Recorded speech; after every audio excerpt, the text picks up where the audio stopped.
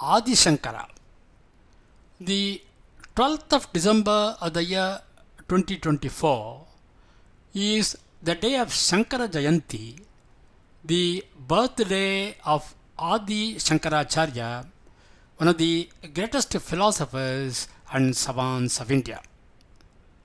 He was born in 788 AD in a small town of Kaladi, situated on the banks of River Poorna in the state of Kerala in South India, to a Namboodiri brahmin couple named Sivaguru and Aryamba. Though he lived for only 32 years, his achievement was unparalleled. I shall now present a chapter from my book titled Great Saints of India, dealing with Adi Sankaracharya. For other details about this book, please visit my website at www.ramanitya.com.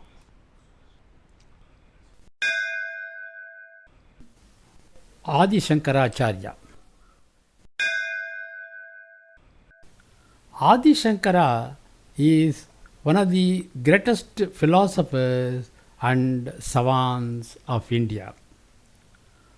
Though he lived for only 32 years, he made remarkable achievements.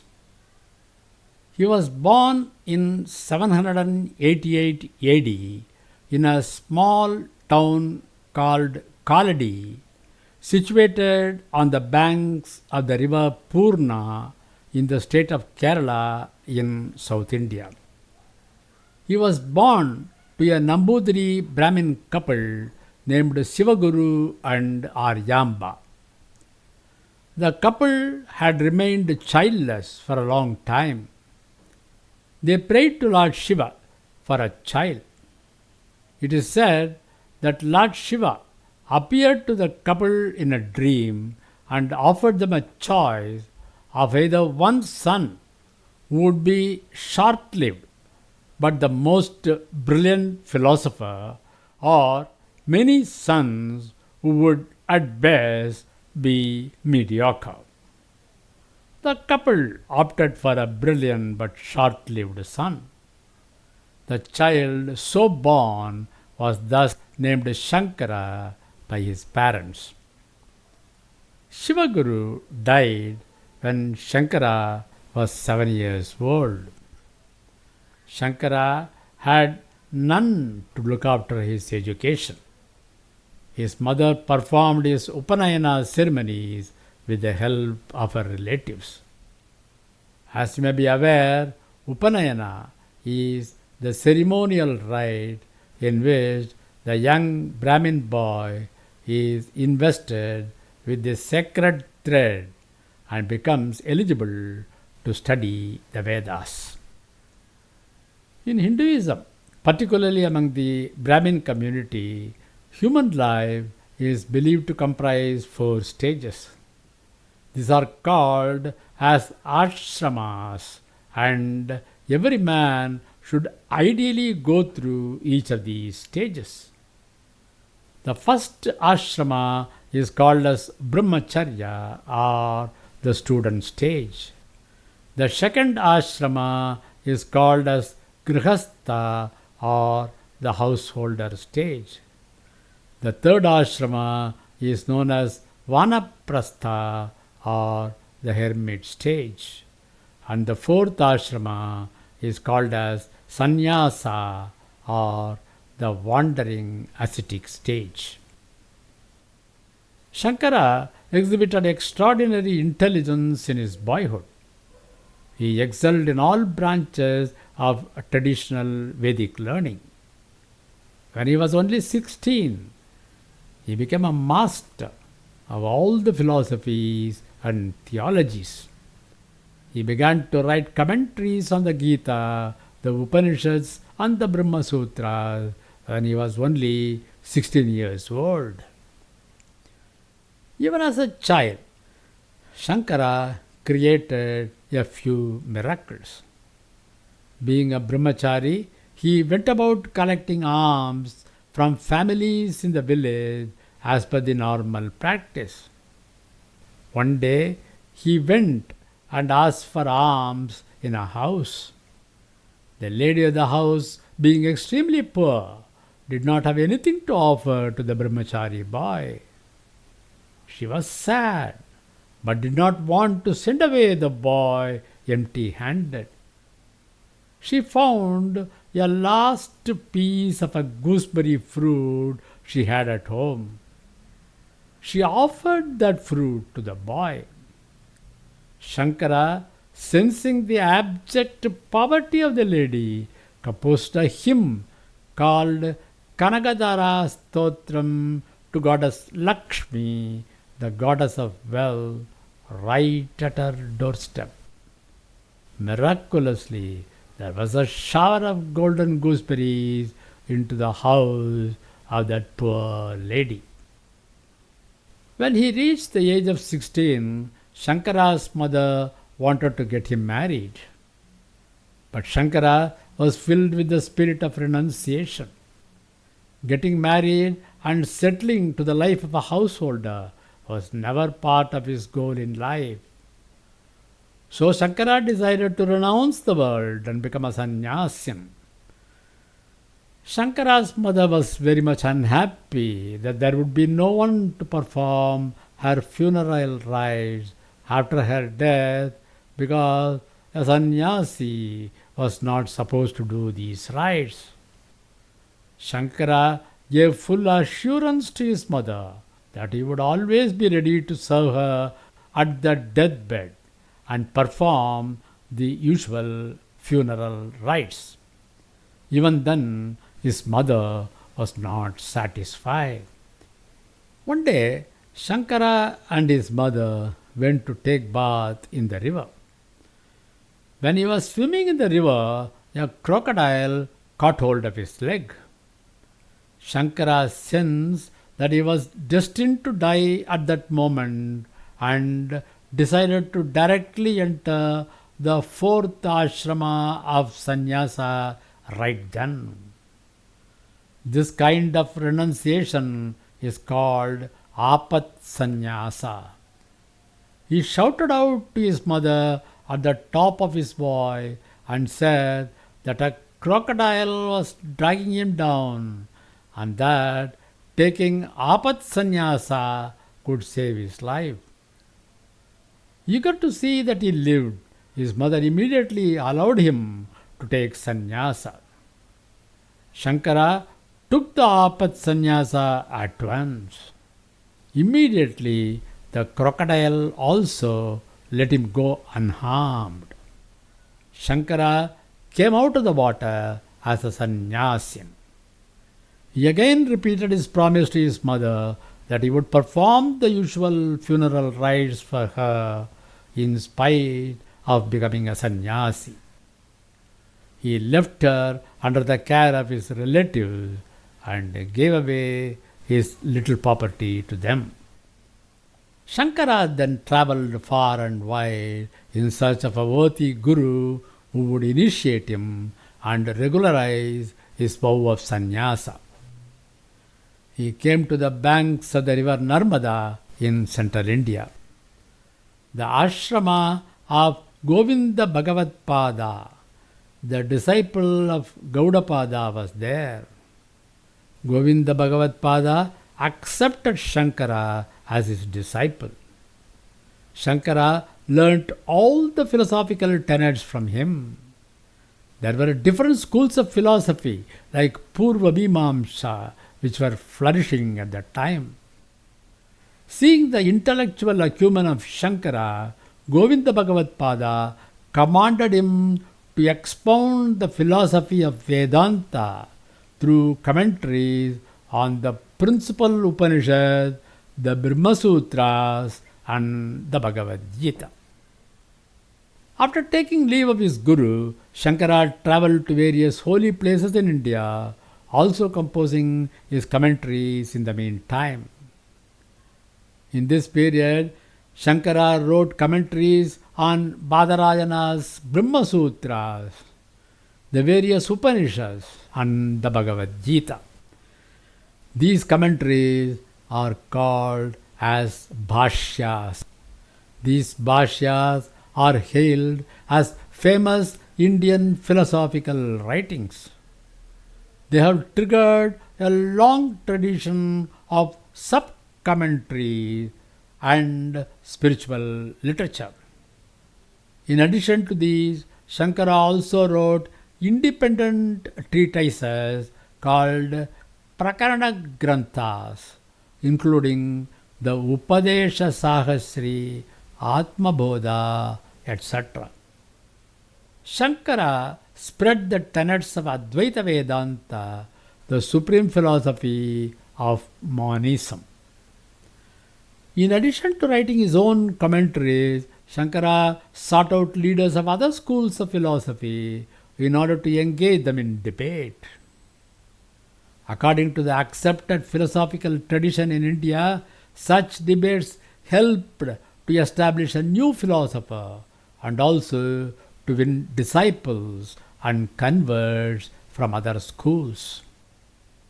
It was also traditional for the loser in the debate to become a disciple of the winner.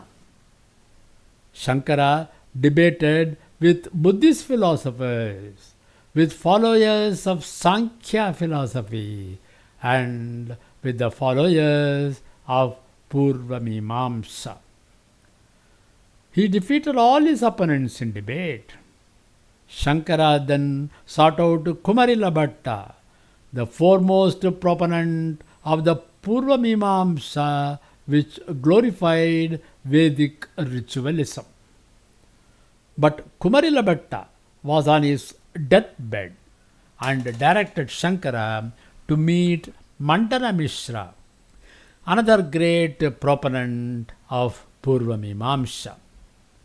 Shankara went to his place and won him over as one of his disciples.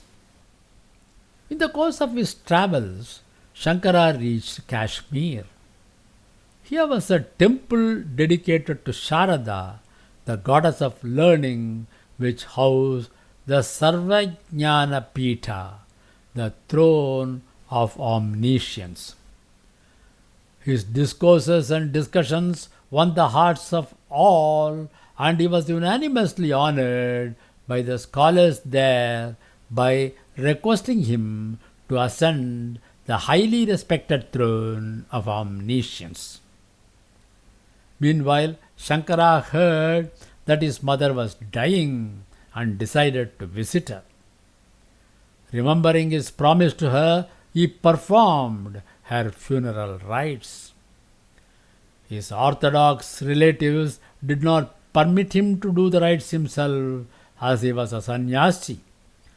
But Shankara overrode their objections and built a pyre himself and cremated his mother in her own backyard. After this, he once again resumed his travels and the noble mission. Shankara reached the age of 32. By then, he had expounded the Vedanta philosophy through his writing, and he had attracted many intelligent disciples to him who could carry on the Vedantic tradition. He established 4 mutts or monastic centers in 4 corners of India and put his 4 main disciples to head them and serve the spiritual needs of the ascetic community within the Vedantic tradition. He classified the wandering mendicants into 10 main groups to consolidate their spiritual strength. Each mutt was assigned one Veda. The mutts are Govardhan Mutt at Jagannath Puri in eastern India with Rigveda, Sarada Mutt at Sringeri in southern India with Yajurveda, Kalika Mutt at Dwaraka in western India with Samaveda and Jyotirmat at Badrinath in northern India with Atharva Veda. The heads of these mats are also known as Sankara-Charyas. Since Shankara is the foremost among them, he is known as Adi Sankaracharya or Adi Shankara. After his various tours through most parts of India, Shankara settled down at Kanchi to spend his evening years. He caused to remodel the city and reconstruct the three principal temples, those of goddess Kamakshi, Sri Ekambaranatha and Sri Varadaraja. At Kanchi, he established a mutt for himself and founded a line of successors after him. His had been a short but an extremely eventful life. He retired to the Himalayas and disappeared inside a cave near Kedarnath, where a beautiful monument has been built as a memorial to him. The philosophy of Shankara is Advaita Vedanta, the philosophy of monism or non-dualism. The term Advaita literally means not two in Sanskrit. Non-dualism reiterates the reality of one's essential divine identity. It rejects one's thought of being a finite human being with a name and form subject to earthly changes. The Advaita doctrine views that the bodies are manifold, but the separate bodies have the one divine in them. This divine is called as Brahman. Brahman cannot be described because description implies distinction. Advaita postulates that the Atman, that is, our soul or the true self, is the same as the absolute truth of the Supreme Being, namely Brahman. The crux of Advaita is that Brahman alone is real and the phenomenal world is an illusion. Shankara's theology maintains that seeing the self where there is no self causes spiritual ignorance or avidya. One should learn to distinguish knowledge, that is jnana, from avidya to realize the true self or Brahman. He taught the rules of bhakti, yoga and karma to enlighten the intellect and purify the heart, as Advaita is the awareness of the divine. In support of this view, Shankara preached Vivartavada. Suppose it is dark. You see a rope. You are likely to misunderstand it as a snake. When the light comes, you understand it as really a rope and not a snake.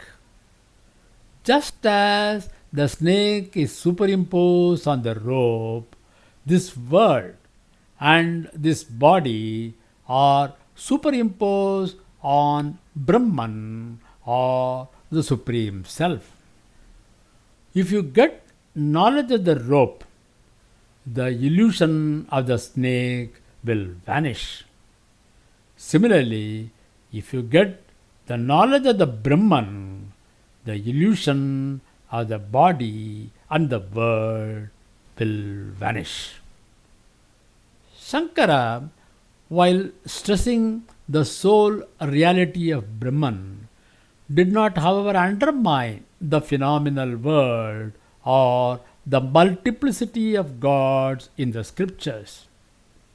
According to him, the phenomenal world of beings and non-beings is not apart from Brahman, but ultimately become one with Brahman.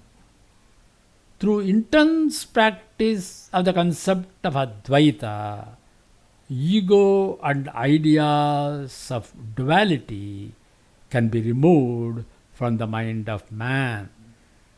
Shankara's philosophy is based on three levels of reality, namely Paramarthika Satta, namely Brahman, Vyavaharika Satta, namely the empirical world of beings and non-beings, and Pratibhashika Satta, namely the reality.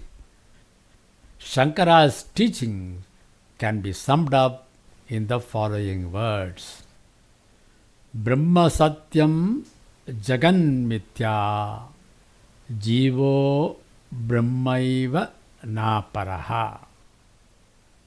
Meaning, Brahman alone is real. This world is an illusion. The Jiva is identical with Brahman. I have also published a number of e-books and audiobooks, and you may be able to see them in my website at www.ramannitya.com. Please visit the website. You may be able to purchase a few of them through the shop page there.